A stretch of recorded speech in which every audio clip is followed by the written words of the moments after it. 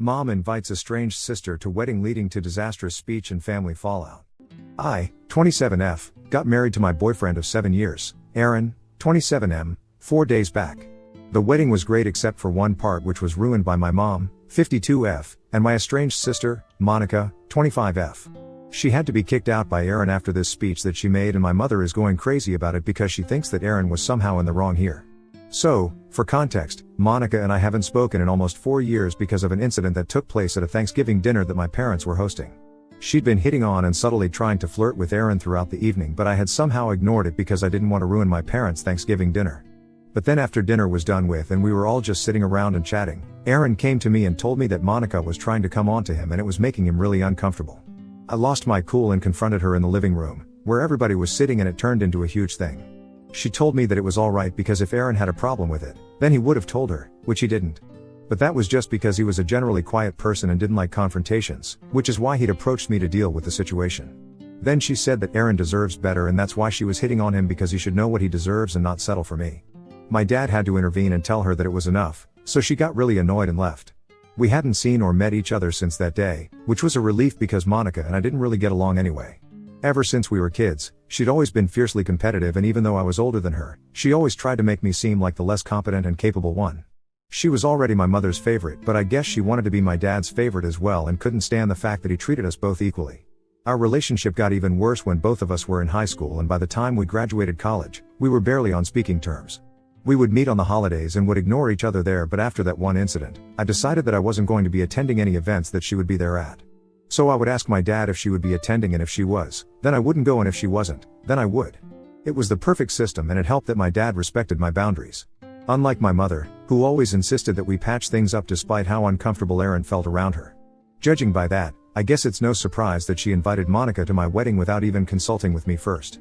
I was pretty shocked when Monica showed up, and after the ceremony was over, I instantly confronted my mother about it. And she told me that Monica was the one who suggested it. Duh, of course, she did, when she heard that I was getting married. So my mother thought that it'd be a good idea to invite her and we could finally patch things up and get along as sisters. I told her that it was a terrible idea and I wanted her to leave, but my mother said that nothing bad could come out of this, which she was really wrong about. While we were talking, Monica grabbed a mic and started off with her speech. I froze in my spot because I knew that she certainly wasn't going to say good things about me. It started off normally enough, where she made a toast to the new bride and groom, and then she started talking about this one incident from high school which she'd always held a grudge against me for. So in high school, when I was a senior and she was in her sophomore year, there'd been this guy in my grade. Chris was pretty much everybody's crush. But he and I were just really great friends, and of course, that led to a lot of people getting really mad at me for no reason. I knew Chris because he and I were in middle school together, but then he'd left for like 2 years because his dad had moved out of state, and now he was finally back and a lot more attractive than he used to be. I never thought of him as anything more than a friend, and neither did he, but in spite of that, people seemed to hate me. But nobody hated me as much as Monica seemed to. I knew that she had a thing for Chris and couldn't stand the fact that he was so close to me. So she went crazy and decided to sabotage our friendship by spreading a rumor that apparently he and I were secretly dating, and I'd even been bragging about it to her at home. That wasn't the case, and both Chris and I were aware of it. We also knew that this rumor was my sister's doing, so instead of giving in to her strategy to ruin our friendship, we decided to go along with it and started holding hands while strolling in the hallways and pretending that we were together. Just so that Monica would feel jealous. We would even make a whole show out of it whenever she and her friends would walk past us, and the anger on her face is what we got a kick out of. It got to a point where everybody was in on the joke, and the plan had totally backfired because now, people were making fun of Monica for spreading such insane rumors about us. And high school kids can be pretty nasty when they want to be. So one day, when some kid was making fun of her for lying, she decided that she was going to confront me in the cafeteria and give everyone a show. That didn't turn out too well for her because as soon as she approached me, Chris came to my defense and told her off. He told her that she had no right to come to me and berate me for anything because she was the one who'd started that stupid rumor just so we'd stop being friends. He called her crazy, insecure, and jealous, and Monica got so mad that she started cursing at him. The language that she used was so terrible that Chris actually had to walk away because the words that she was using were actually so filthy. I couldn't stand it either, and I told her to shut up, but she just went on swearing at us. So in the heat of the moment, I grabbed her by the hair and slapped her. It wasn't my proudest moment, and both of us ended up getting in trouble for it. But to this day, she holds me responsible for ruining the next couple of years for her in high school because everybody just remembered her due to that one incident. I graduated, but she still had to spend the next 2 years in high school with the same people who had witnessed her first getting told off by the hottest guy in her senior year and then getting slapped by her own older sister in front of everybody. It can't have been easy for her, but she brought it on herself, and I didn't think that it was my fault at all. But she narrated that entire incident in a way that made her seem like the victim, and I came off pretty badly in her version of the story. And then, in her speech, she started telling everyone how I'd not only ruined school for her, but I'd apparently also ruined her relationship with our father, because now my dad would barely even speak to her. But she didn't even mention the incident that made him stop talking to her. So Aaron finally got up from his seat, grabbed the mic, and took it away from her. Then he caught her by the arm and started dragging her away towards the door, and my mother tried to stop it. I just stood there, rooted to the spot, because I couldn't believe that this was all happening at my wedding. There was a bit of a fuss at the exit as my bridesmaids tried to push her out, but Monica and my mother fought with them. Eventually, both my mother and Monica ended up leaving the venue, and I was so upset that I walked away and hid in the restroom. I didn't even come out until Aaron came to me and reassured me that everything would be fine. And that all the guests would judge Monica and my mother, not me. It didn't make me feel any better, but I knew that Aaron, my father, and everybody else was counting on me to stay strong, so the event didn't end on a bad note. So I went back out there and tried to put on a brave face, so everybody else could forget about this.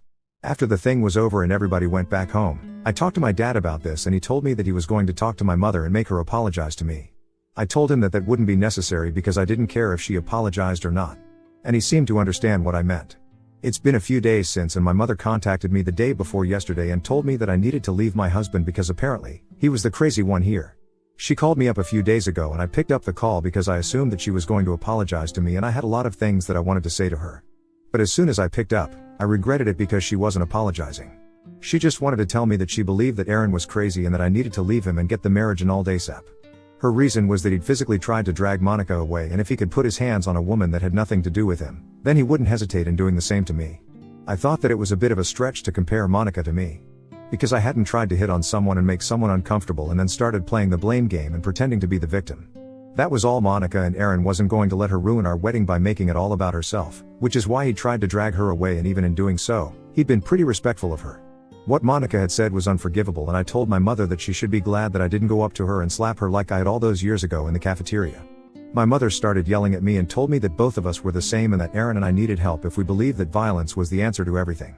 She said that she knew that Monica was wrong for giving that speech and that she'd realized that she probably shouldn't have invited her without asking me first, but insisted that both my husband and I were wrong for supporting physical violence. And Monica could even sue him if she wanted to, but she wasn't, out of the goodness of her heart, because she didn't want to create more trouble for us than she already had. My mother thinks that we need to apologize, but I don't understand if we should or not. To be honest, this post is more on my husband's behalf than for me. Is my husband TA for physically dragging my estranged sister away from the mic and kicking her out of the venue after she delivered a nasty speech about me at our wedding? Update 1. It's been a week since I posted here, and most of the comments agree that my husband went a little too far in manhandling her, so we've decided that we're going to apologize to her for just that, but nothing else. Aaron has already crafted an apology letter that he's going to send to her personally, and I'm just hoping that this comes to an end soon. My mother's really been after me, trying to convince me to apologize to Monica for what happened at the wedding. She hasn't apologized to us yet, and neither do I hope for or expect one. Because she probably doesn't even think that she did anything wrong, and her apology means nothing to me anyway. I just want my husband to apologize, so our conscience remains clear, and after that, if she wants to, then she can apologize to us as well. And even if she doesn't, I'm okay with it because, like I said, her apology really means nothing to me. I know the truth and I know what kind of person she is, so I don't want to waste any more of my time thinking about her or my mother. I'm going to block my mother as soon as we're done with this because I know she's just never going to see my side of things. Ever since Monica was born, she always had a favorite. But I never imagined that she would let her bias take over to an extent where she couldn't even tell apart right from wrong. I think everybody with even half a brain would be able to tell that Monica never had any good intentions when it came to me and would think twice before inviting her to an event like a wedding, which was so important for the two of us. My mother's the one who's actually responsible for ruining everything, and yet, she still feels that it's more important for Aaron and I to apologize than for Monica to apologize to us. At this point, I'm not even surprised because she always made sure that Monica never felt that she was even capable of making mistakes. To my mother, she'll always be just perfect, and I'm sick and tired of trying to live up to her crazy standards which she sets specifically for me. I always have to be the one who makes all the sacrifices and does all the forgiving, even when people, mostly Monica, aren't even sorry for what they did. I've tried to maintain a good relationship with her, in spite of her behavior, just because of my father. But now, I think my father knows that I'm done with her and I can't do this all my life. So after we send the apology, I'm gonna send a copy of it to my mother and inform her that it's done now. Because she might doubt the truthfulness of what I'm saying. And then she's out of our lives. Update 2. So Aaron and I emailed the apology to Monica and we thought that it'd be enough and that she wouldn't drag this on. But I really underestimated exactly how much she hates me because she decided that it'd be a good idea to take a screenshot of that email and post it on her social media, so she could brag about how she made us beg for forgiveness. She put up a very haha gotcha kinda post and said that she received an apology from us, even though she was the one who crashed our wedding and made a very humiliating speech just to insult me. It really made my blood boil, and I found myself wishing there was a way to unsend emails after they'd already been sent or whatever. We don't follow each other on any platform, so it was actually a cousin of mine who sent me that post, to tell me that this is what was going on behind my back. It felt infuriating to know that she was using our apology against the US to insult us. Instead of going against her right away, I decided to call my mother and ask her what she felt about this. Luckily, I hadn't blocked her yet, and when I called her to ask about the post, she already had an explanation ready and told me that she was working on it and trying to convince Monica to take down that post. She tried to downplay how insulting that was, by telling me that it was just her being petty and it meant nothing. She even said that people probably hadn't even bothered to read it, so I had nothing to worry about, even as my relatives actively texted me to ask about that post, and even some folks from high school were asking about it. I told her that she had half an hour to get that post taken down, and if she couldn't do it, then I would have to take matters into my own hands, and it wouldn't be nice. I had a lot more dirt on Monica than my mother could even imagine, and I knew certain things about her that I hadn't even mentioned in my post. If I put all that out on social media, then nobody would ever be able to see Monica the same way again. So if my mother didn't get Monica to take down that post, then things could get really ugly for her, and I didn't want to get into all of that drama either. So it would be in her best interest to take it down and hope that I wasn't feeling petty or vengeful. My mother promised me that she'd get it done, but almost an hour passed, and the post still stayed up. So Aaron and I decided that it was time to finally expose Monica. There was obviously the truth about how Monica had tried to hit on and come on to Aaron at the Thanksgiving party. And then there was the truth about the Chris incident. But there was also another thing that I didn't mention in my post because it wasn't exactly relevant there, but this time I decided to go all out and talk about how Monica had an affair with her best friend's husband a couple of years ago. Hardly anybody knows about it because she and that guy had done a really good job of hushing people and keeping it all really secretive. And of course, her best friend didn't want any of this news getting out because it was embarrassing for her. So she didn't tell many people about it either. But I knew all about it, even though Monica didn't want me to. Her best friend also went to high school with us and made the mistake of confiding in a couple of her close friends, and one of those close friends talked to me about it because, after all, it involved my sister too. I hadn't told a soul about this affair that Monica had been a part of, out of respect for her ex-best friend. But now I don't care anymore. I went public with it to make sure that everybody from our high school got to know what kind of person Monica was. And the best part about all of this was that I didn't even have to resort to lies or half-truths like Monica. Everything that I said about her was 100% true. The likes started pouring in as soon as I posted it because Monica had been pretty popular in high school and through college. People were pretty scandalized and interested to know about that affair and also how Monica had tried to hit on my husband. Everyone knew that Monica had a cruel streak in her, and my post was just proof that this wasn't anything new and that she'd just always been this way. My mother's encouragement only made her worse. After putting up that post, Aaron and I finally felt a little better because we'd done enough to get back at her. I didn't want to entertain any calls or texts from friends or relatives, and mostly my mother. So I switched my phone off, and so did he. We decided not to look at our phones or any other electronic device for the next couple of hours and went out for a walk instead. Once we came back home, we started packing for our honeymoon, which we were supposed to leave for in a few days. By the time we finally got back to our phones, it was almost midnight. As soon as I turned it on, I almost had to shut it off again because there was just notification after notification from literally everyone I knew. I decided to check my mom's messages first, and unsurprisingly, she was on Monica's side and was telling me that I'd taken things too far by talking about that affair, which Monica really regretted. She told me that Monica was very upset and couldn't stop crying when she talked to her, as if that was supposed to make me feel bad for her. I really didn't, especially not after what she put me through. I didn't reply to my mother and went on to check the comments on my post, which were all against Monica, and that made me feel really vindicated. It's been one day since I put up that post, and by now, pretty much all of my family and my entire high school population from when I was there has seen that post and has had something to say about Monica. I don't even feel bad about it because it was always her trying to get under my skin, and I always tried to ignore her. But this time she deserves this. So now the post is going to stay up for as long as I want, and no matter how much she cries about it, I'm not taking it down, and neither am I going to feel sorry about what I do. Update 3. Hi, guys. It's been 2 weeks since I put up that post, and I took it down yesterday because I think it's reached its target audience and I don't want it on my feed anymore. I blocked my mother and Monica a few days after that post because I really didn't want them to have any access to me. Like, not even one bit. They've proved to me, time and again, that they don't deserve to be around me or even breathe the same air as me. My dad is completely on my side about this and thinks that I did the right thing, even if I had to expose Monica's ex-best friend for it. I didn't name her so nobody really knows apart from the people who already knew who her best friend was.